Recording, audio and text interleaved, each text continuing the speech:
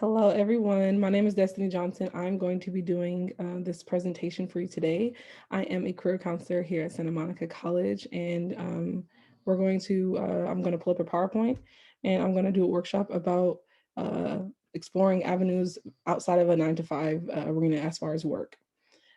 This is going to be recorded. If you have any questions as it relates to the presentation, you can always write them into the chat at the end of the presentation. I'm going to allow for questions. So periodically throughout the presentation, just write your name and write the question into the chat. And at the end, we'll definitely be able to answer some of the questions that you have.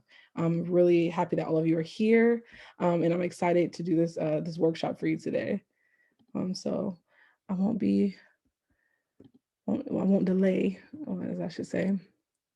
So let me get everything started. I'm going to go ahead and share my screen.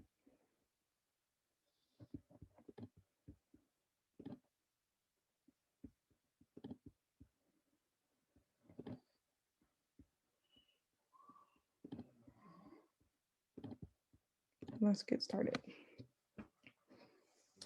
So everyone is here probably for different reasons, but I'm sure what drew you to this presentation is, maybe I'm a person that doesn't want a 9 to 5 job, and what are some options available to me that I might not have thought of, right? So I'm going to definitely discuss some of those things. So if you're in this place because of those reasonings, you're in the right place. So first things first, as a career counselor, what I help students with is first discovering elements about themselves, which is basically called career exploration. In order for you to truly know what you want to do, you have to first identify who you are. This literally is the first step in the career development process, is getting to know yourselves. So as a career counselor, what I try to help students do is navigate the world of work by establishing first who they are. So things like understanding their values, basically what is important to you, understanding your personality, things that you prefer to do versus what you prefer not to do, things that are innate, inborn preferences that you have, your interests. So basically things that you actually enjoy doing, that you actually like to do. And then that skill set, which is basically an understanding of what am I good at? What do I have aptitude for? What do I have skill set or maybe even talent? So as it relates to work and kind of finding this proper fit for yourself, it's really important for you to take a moment of reflection and identify each of these areas in order for you to make informed decisions about what you potentially want to do as a career, right? For some of you, you might really know, like, okay, I'm not really that structured person. I don't want to work a 9 to 5. I want to have flexibility. And then for others, you're not really sure. You're still trying to figure it out. But in you figuring out, it's totally fine for you to process and take time for yourself to identify these elements, because the formula literally looks like get to know yourself, find out information, and then you can make really good decisions, really informed decisions. Okay. So, uh, you don't want to work a 9 to 5. So then what do you want to do? Right. So, what honestly intrigues you about the options that are outside of a traditional 9 to 5? Right? I want you to kind of think about this question. If you want, you can go ahead and write some of your answers in the chat. That is totally fine. But I just want you to kind of think, like, what makes me kind of like, I'm interested, or aha, that might be something that I really want to pursue, which is outside of this traditional 9 to 5, show up, close out. Right? So if you want, you can go ahead and write your thought process in the chat. Also, what is it that you don't like about the system of 9 to 5 working? What is drawing you outside of that realm, right? What is causing you to say, I don't think that would work for me? What are the reasons why?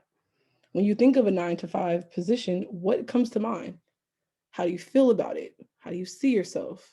These things are really important as you reflect to see if this will be a good fit for you or not. Okay.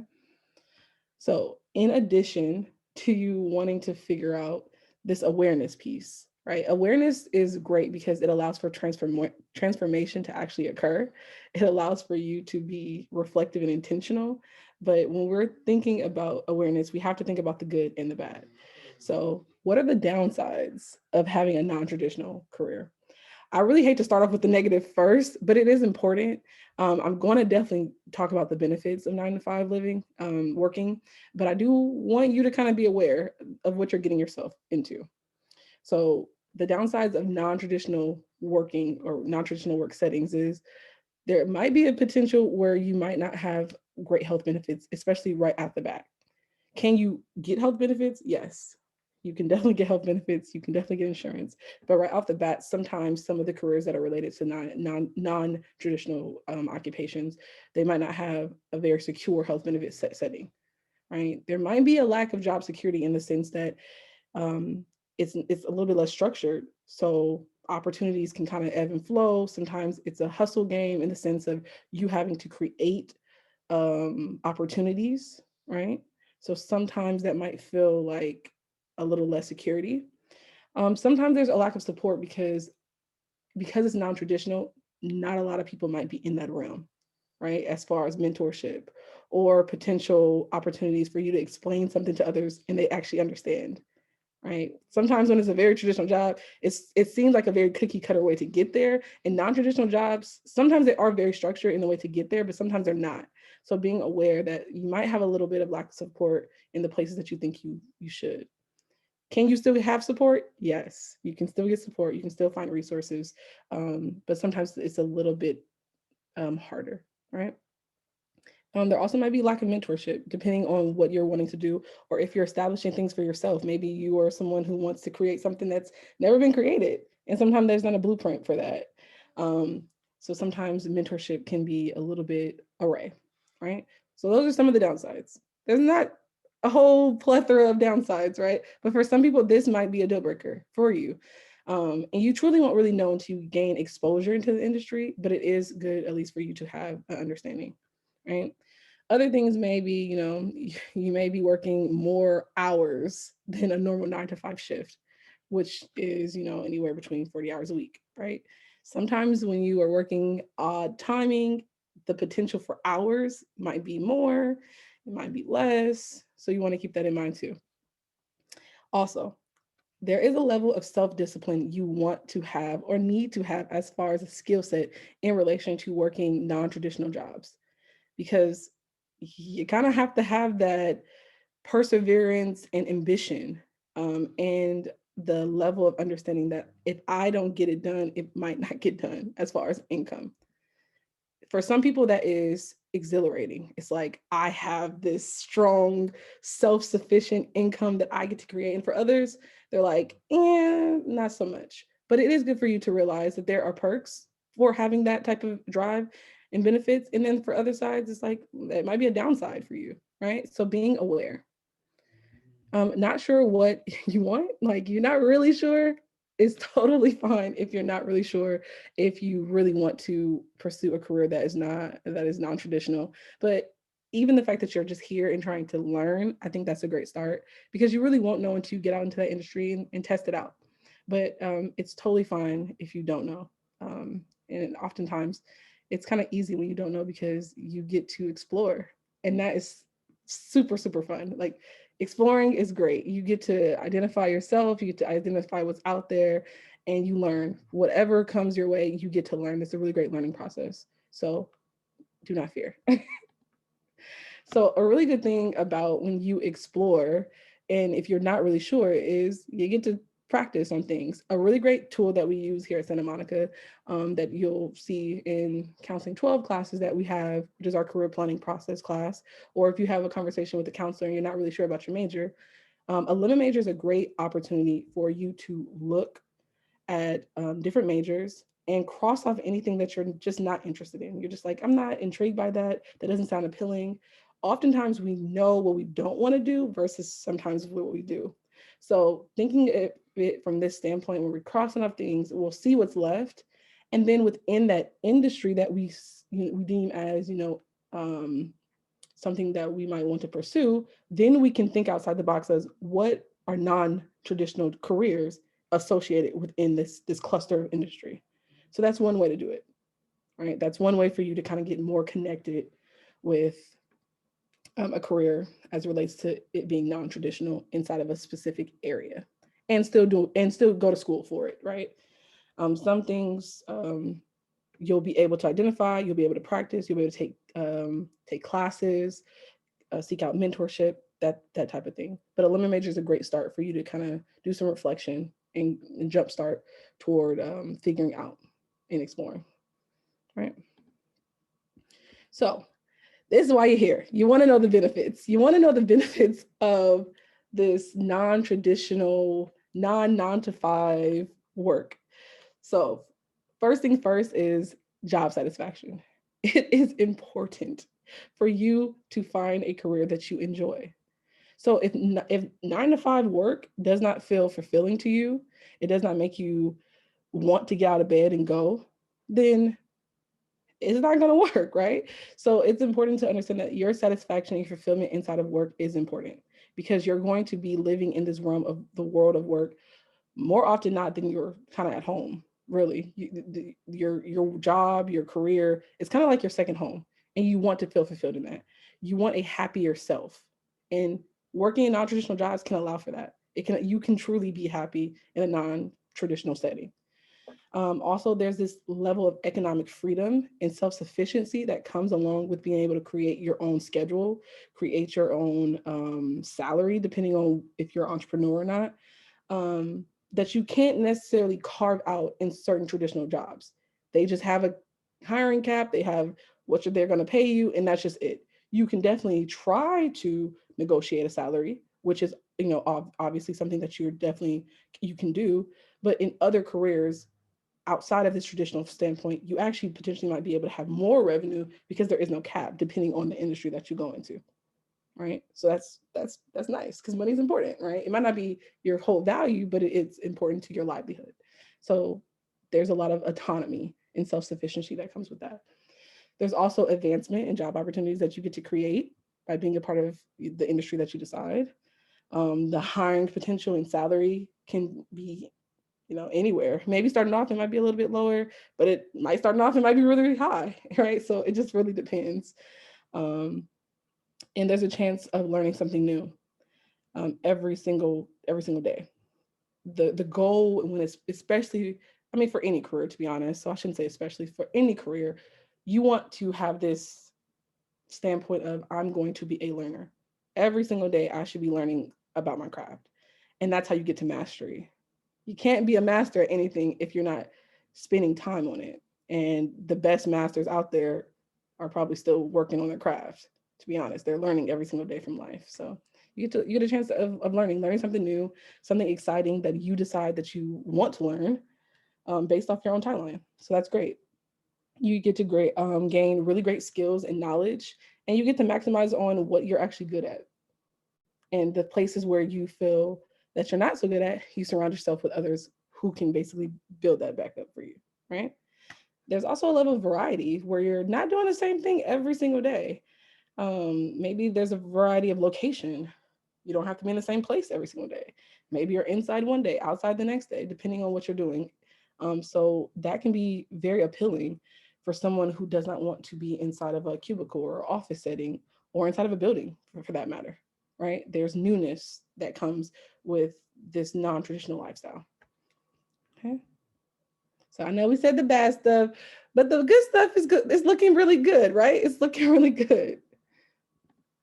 So now let's take a look in ways to better yourself, right? To know yourself, to get better at this place, because we still might not be sure if 9 to 5 is really what we want. So earlier, I talked a little bit about career planning.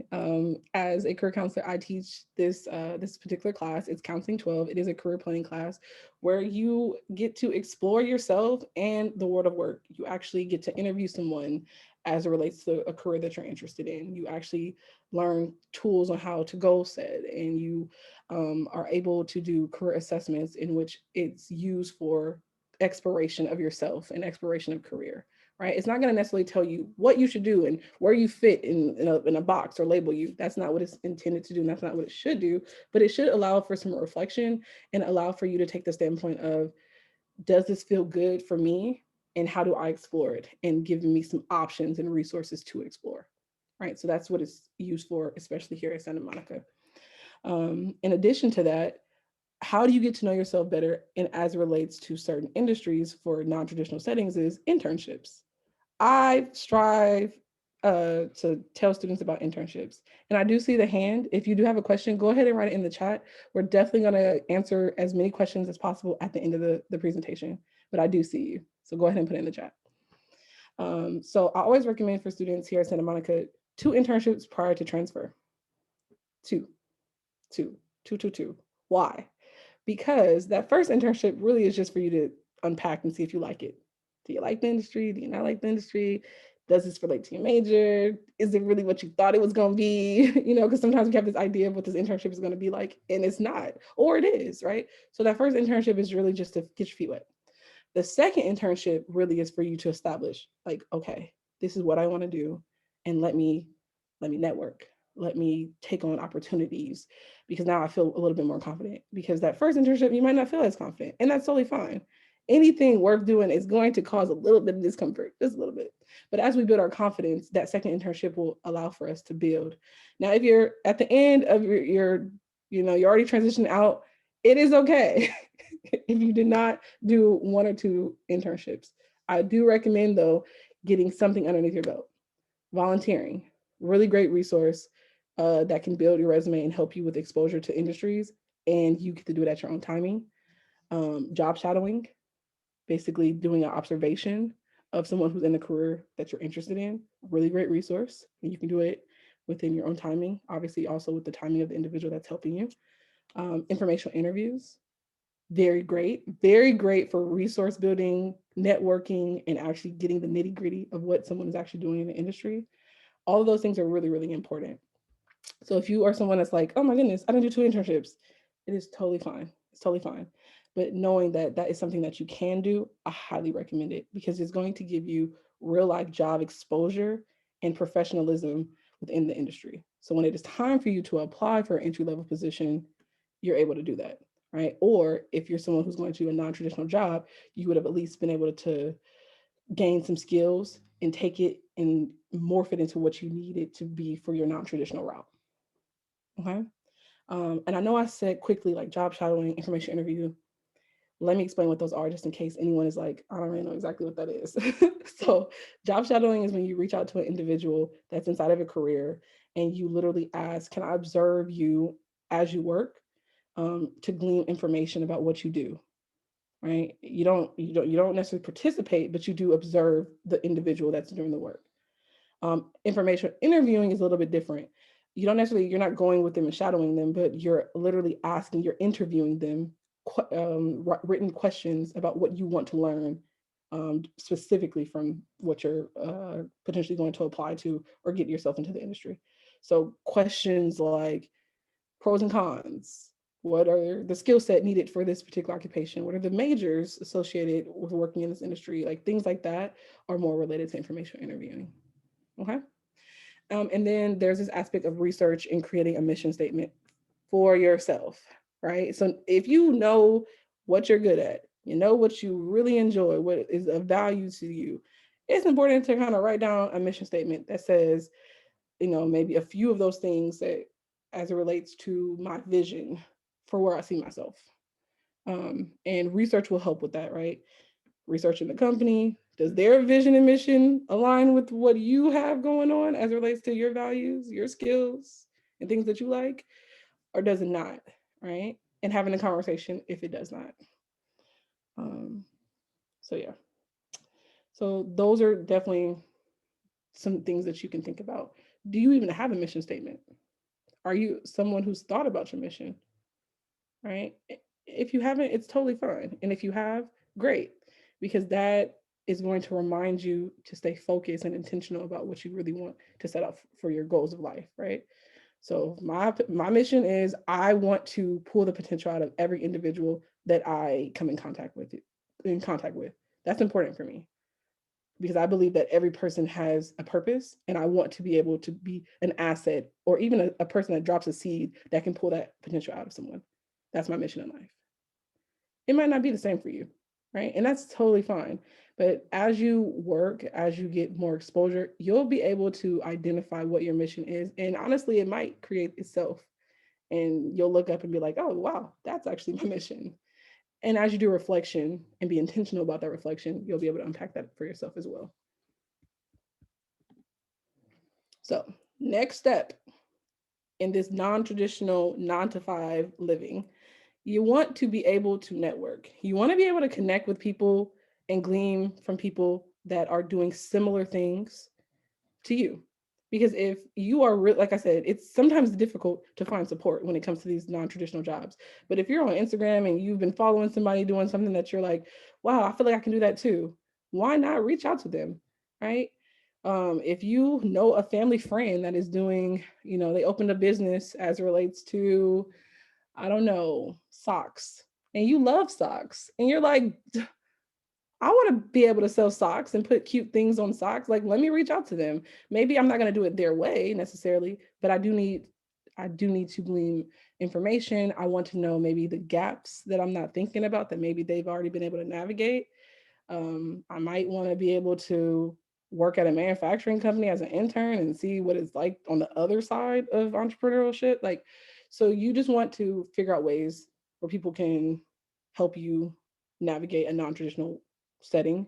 And you're doing this based off the people that you know, the people that you admire, and the people that you respect.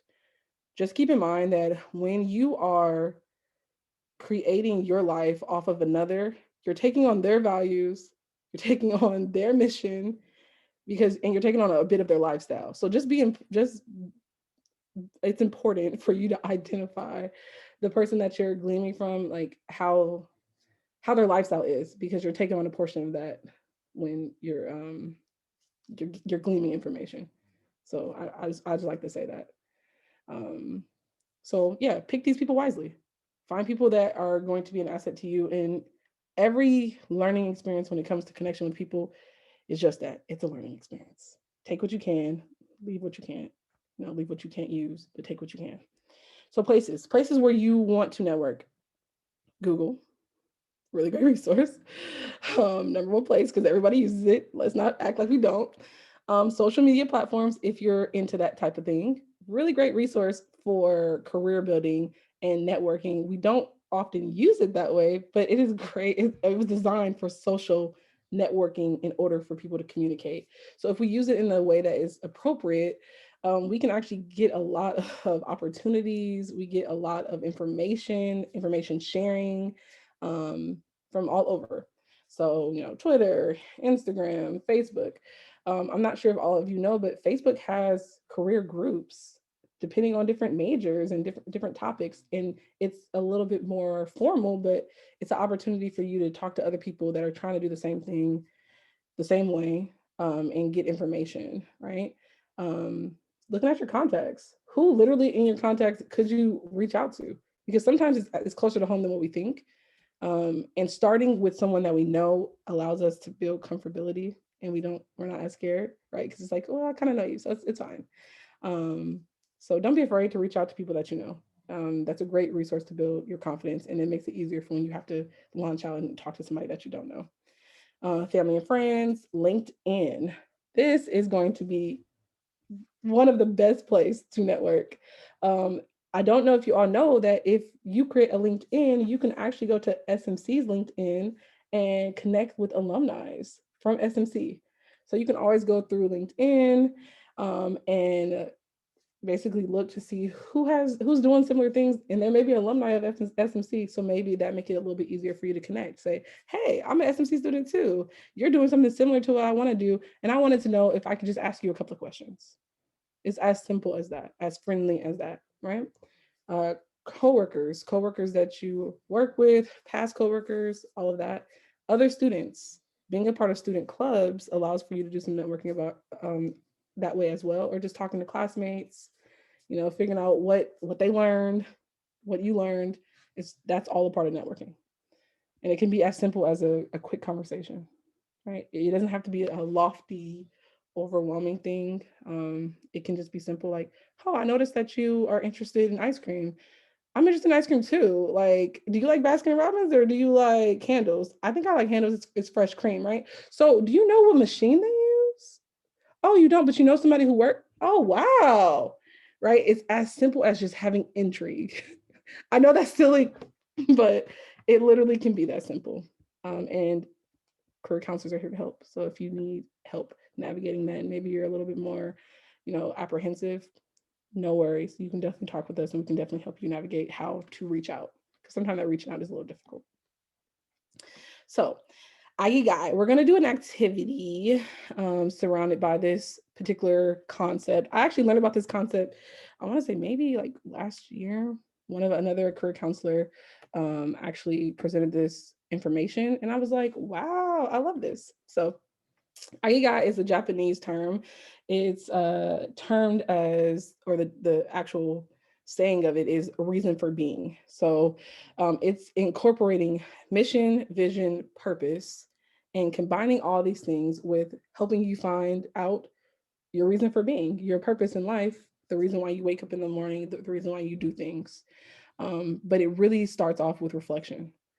It is it's a beautiful thing to be able to find your purpose and your meaning, and it does not always happen overnight. So I want you to be patient with yourself. I want you to give yourself ample opportunity to, you know, grow in understanding who you are. And some of these questions are going to be very easy to answer, and others will take a little bit of time, and that's totally fine. So at the end of the activity, you might be able to get closer to your ikigai, or closer to the reason of your, purpose. And some of you are going to be like, well, it helped, but I'm still not there, and that's totally fine. Everything about discovering who we are is a process, and it can be very beautiful if we reframe from wanting to get straight to the destination.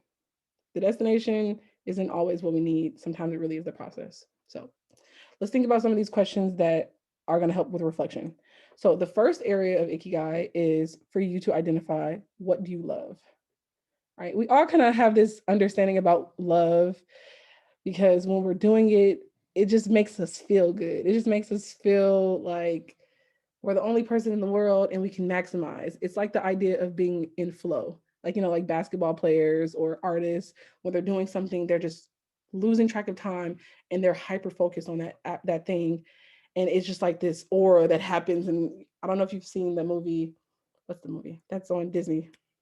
I can't think of it right now, but basically it Soul. shows a character. What The is movie it? Soul. So thank you. Yeah. It's this notion of like, when I'm doing it, this aura happens around me and I just get so zoned out and I'm just focused. Right? That is when you think about when you're doing something and you're in love. So answer this. If money was no object, how would you spend your time? Is there something that you can do and lose complete track of time to the point where maybe you even forget to eat? Right? For our foodies out there, you're like, I'm going to eat. It's okay. But still think about what you're doing when you're in flow. So I kind of want you to kind of write this down. Take a second. What do you love? Where do I want to spend my time? What is something that just keeps pulling me back? Every time I'm like, I'll go this way, I go that way, but somehow I get back to doing this thing every single time. Right? What do I love? So then there's this other area, is basically, what does the world need? This is going to be a harder question, right? Sometimes when we think about work, it tends to be unfulfilling when we really don't know the purpose of why we're doing it, right? We're kind of like, I'm good at this thing, I can make money from this thing, but I'm not really sure how this is helping. And with Ikigai, it's a real big proponent of understanding what you're contributing to the world. It could be your inner world, your local community, it could be your global world, right? You can decide what that means as far as what the world needs. It can be very small, or it can be very micro or macro.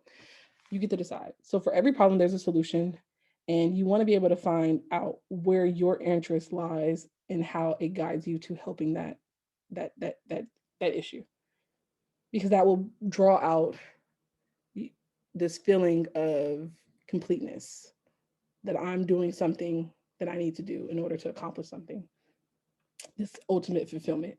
Okay. What can I get paid to do? Right? Like, could I actually make money doing this thing? I mean, money is not always a proponent of everyone's values, but money is important because we need it for our livelihood. Right? And if we can't really make money from it, it tends to be harder to really be happy because we need money to live. Okay? So write down, what do you love? Think about what is there in the world that you feel like you could do to help solve something or help something, right? And then what can you get paid for?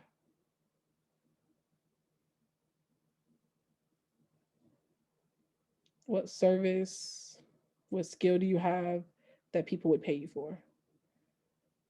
What are things that people ask of you every single time to help with? Most things that people are able to monetize are based off of the issues and the gaps of the world. Most ideas come from a deficit, as in, this could be more efficient, or why is it done this way, or why did they leave this person out? Right? It almost comes from this understanding of like, how can we help,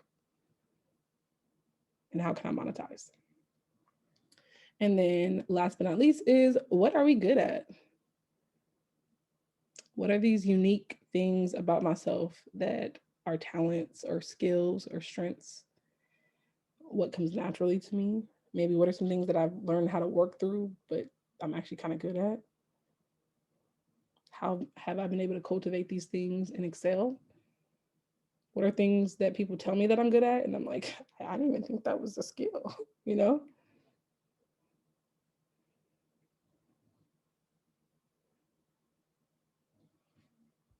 So I'm gonna be quiet for like 2 minutes, and I'm gonna have you go over all of these and kind of write down what you think.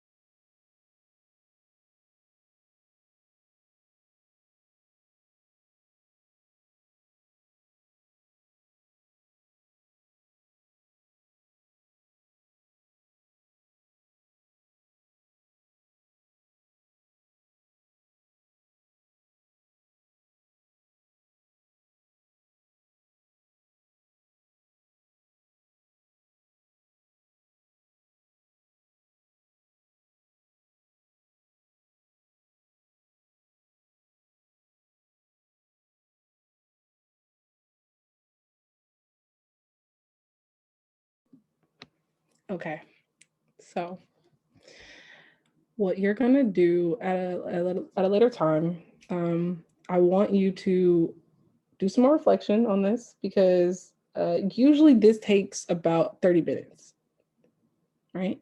And I know we're not going to spend 30 minutes on truly doing the activity. So I don't want you to feel like rushed. So I want you to maybe carve out 30 minutes sometime today or tomorrow or during spring break. Because I know some of y'all are like, I'm going to do it later. Or during spring break, put a timer on and kind of go with your first mind. Kind of go back over the questions with your first mind. What you're going to do is you're going to color code your responses from each of these four areas on Post-its or on a colored piece of paper. So I like to use Post-its, but you can do it on you can honestly do it on you don't have to do it on a Post-it, but for the sake of this, you can either do it on a notepad if you have it, or Post-its. If you are going to do it on colored Post-its, I would recommend maybe doing something like, what do you love? You can do that on like on a yellow Post-it. What do you need? You can do that on like a pink Post-it. What can you get paid for? You can do like a green post-it. And then what are you good at? You can do on any other color post-it that you got. Okay. So what happens is we'll have our colors, our 4 quadrants, and what we do is anything that overlaps between what you're good at and what you love would be a passion. Okay. So you're going to have your color post-its for what you love, the color post-its for what you're good at, and anything that overlaps in the sense of I love this and I know that I'm actually, I'm good at would be considered a passion. And you could bring that further in. So that post-it be here, here, and then you bring the one, that's combining of the both passion. Then what you love and what the world needs will be considered your mission. Right. And going back to that mission statement, right? What is my mission? This will help you identify that. Anything that we're good at and we can get paid for is what we call a profession. I'm good at it. I can get paid for it. I can work. Right? It's called a profession. So anything that overlaps, that's where you move up to profession. And then what you can get paid for and what the world needs is considered a vocation. And then we move all these things into the middle is where we find our purpose. Right? Morphing all of our passion, our mission, our profession, and our vocation, merging them into one equals what what we want to do. And like I said, 30 minutes, you might not figure out truly what the passion is, but what you will do is be able to take one step closer to identifying something. Right? I'm pretty sure you'll have what you love written down. I'm pretty sure you potentially might have a little bit of what you're good at. Maybe even a little bit of what you can get paid for. Right? What the world needs might take a little bit longer, but if you have that, cool. And then you'll start to unpack that passion, that mission, that purpose, that vocation, and figuring out, so as it relates to all 4 of those things, that is what I'm passionate about. That is what my mission is. That is what my profession could be, my vocation. And ultimately, this is what I'm passionate about and my purpose. Okay. Exciting stuff, right? Like, ooh, I can't wait, can't wait, can't wait to figure this out. And guess what? This is a life practice. So we can get to a place where we figure out our purpose, but that purpose could be for, 1 to 6 years. It could be 1 to 10 years. It could change based off new information that's presented to us in different stages of our life. So it is important for you to be reflective and try this out periodically, throughout some months and recalibrate if needed to see if things change. And that's totally fine because the cool thing about being human is we get to evolve and we get to develop. And that's exciting. That's an exciting thing that other species don't get to do. They kind of evolve and that's just it. We can change our mind, we can explore, we can go back, we can move forward. There's so much greatness to figuring this out. So it is important that periodically you go back over this and do this activity. So you can do it, like I said, in Post-its. If you are somebody who's like, I'm not about to do all that, I just want to do it on a piece of paper, just take a large piece of paper, draw a line down the middle so you still have 4 quadrants, and then bring everything into the middle when you figure out the overlap, and then draw a circle of your purpose. That's one way to do it too. Okay. So if you want, you can take a snapshot of this, or you can literally type in Ikigai and you can go to YouTube, or you can use this link above that's actually on this PowerPoint. It's a blog that talks about this process of figuring out Ikigai. Okay.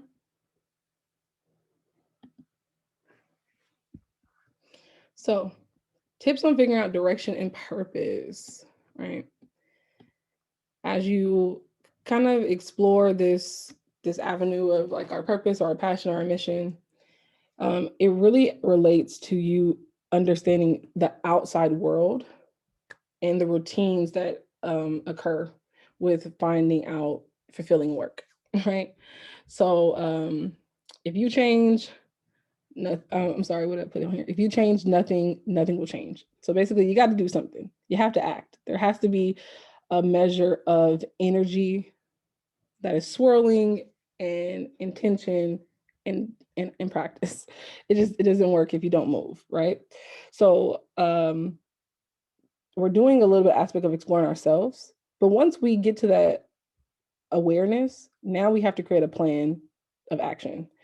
It can be slight action. It doesn't have to be jumping straight into an industry, but maybe it's taking a class, right? On a thing that you're interested in. Maybe it's talking to someone. Maybe it is leaping and doing an internship right away. Maybe it's volunteering, right? But you have to explore. You have to do things that you're scared to do. You cannot grow if you are not uncomfortable. That is the truth, right? It's kind of like this idea of it's like I'm trying to, what is the analogy that I had? When things are scary, but then at the end of it, it just creates something beautiful. Um, I guess like a Plastic garden. surgery. No, is that not it? Yes. Come on, give me that. It's like surgery, right? You're scared to cut, but if you do not cut, this person will not survive, right? It could be that deep, right? It could be.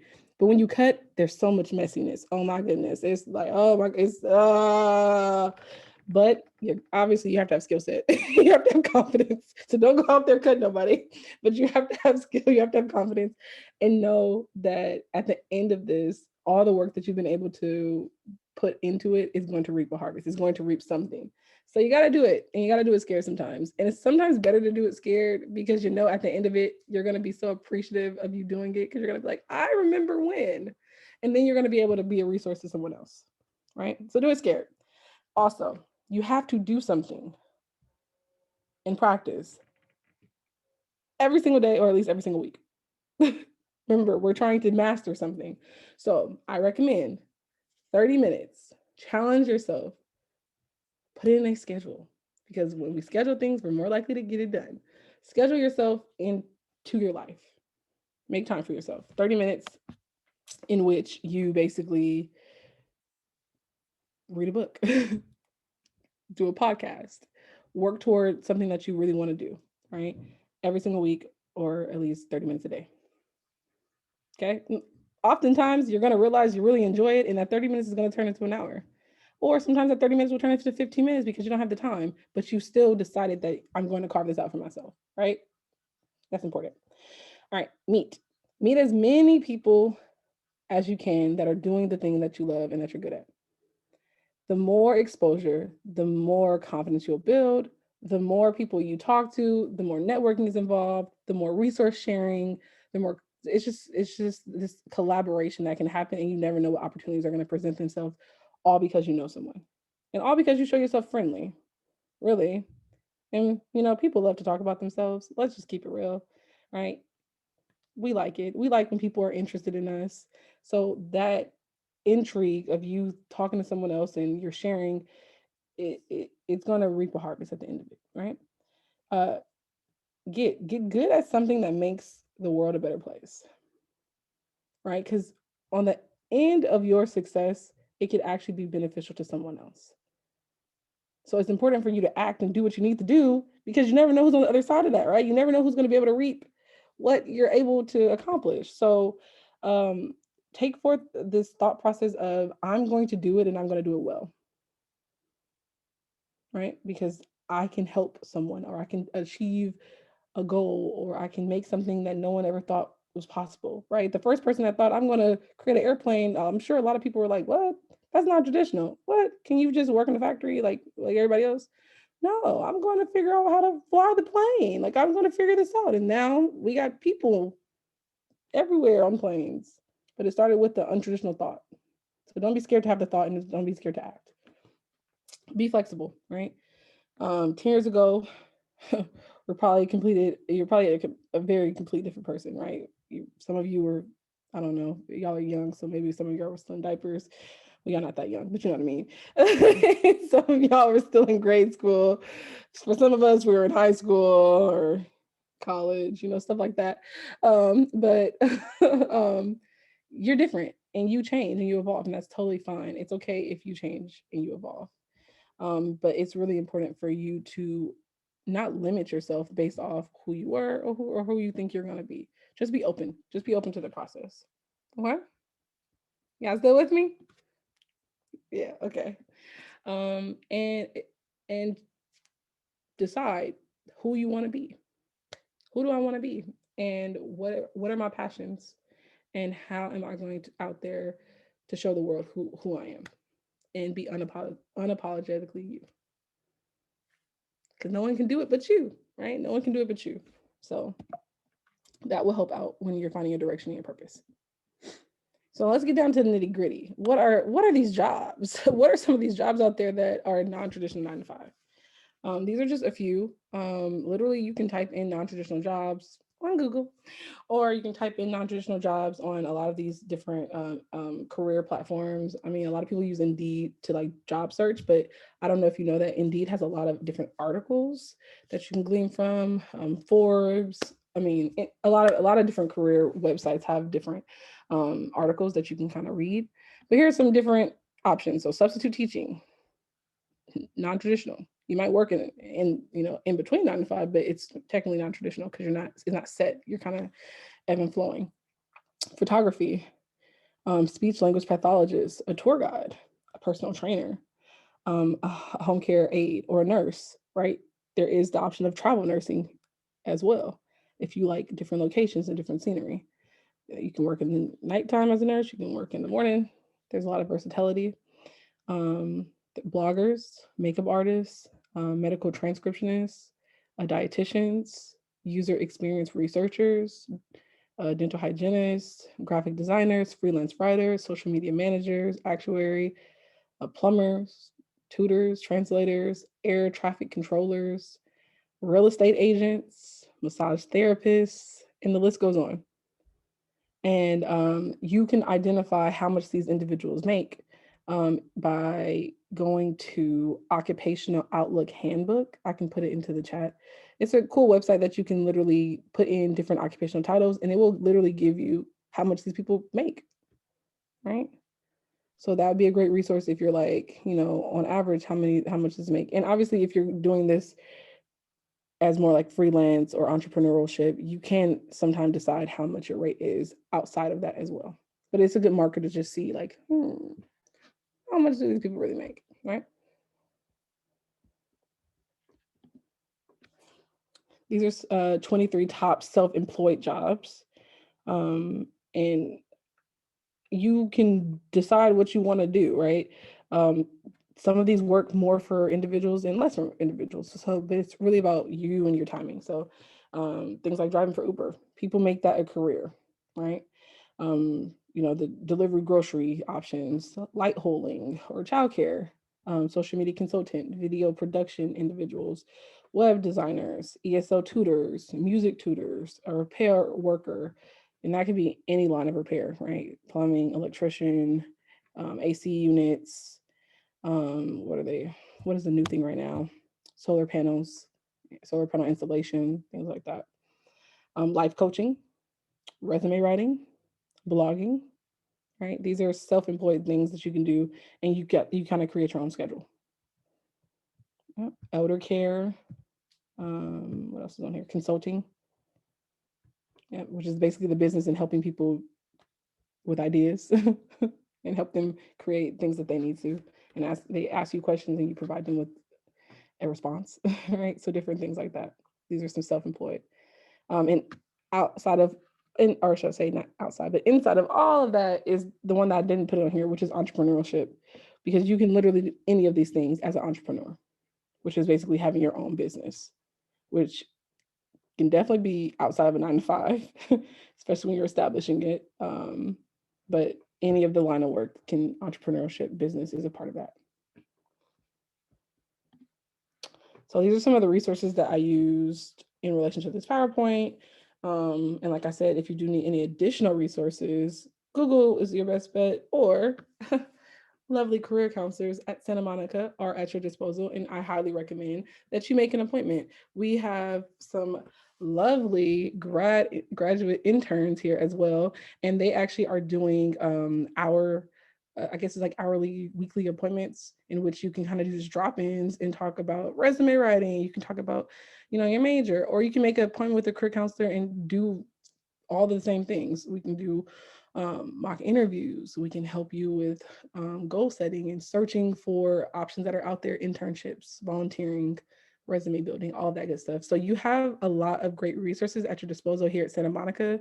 And in the chat, we are going to add um, basically how you kind of can make an appointment or how you can connect with us. So you have that at your disposal. So please use your resources. I'm going to close out this just the PowerPoint version, but I want to open it for questions for the last couple of minutes that we have. So let me stop this sharing. I've entered the information about how to schedule an appointment at our offices, as well as our YouTube link and our Instagram. And through our Instagram, you can also find a lot of like information from other counseling offices. They also hold different workshops, and there's a lot of information that we post about opportunities and stuff. Yes. So I'm just glancing at the chat really quickly. Thank you so much, Nancy, for that. The YouTube link says it's faulty. Okay, I will let me go get it, and I'll make sure to fix it. Thank you, Vincent. No problem. Okay. Awesome. And yes, BLS.gov, which is Occupational Outlook Handbook. Thank you so much for adding it to the chat. I was about to right now, but thank you so much. Really great resource for labor statistics. Yes. Okay. Oh, awesome. And we got the drop-in hours. Yeah. Come on, team. Like that's what I'm here for. So any questions? Any questions about what was presented on? Any questions about making an appointment? I'm here to answer. And at this point, I guess we can stop the recording and we kind of can just ask some of the questions. Is that okay, Hennessy? Yeah. Okay.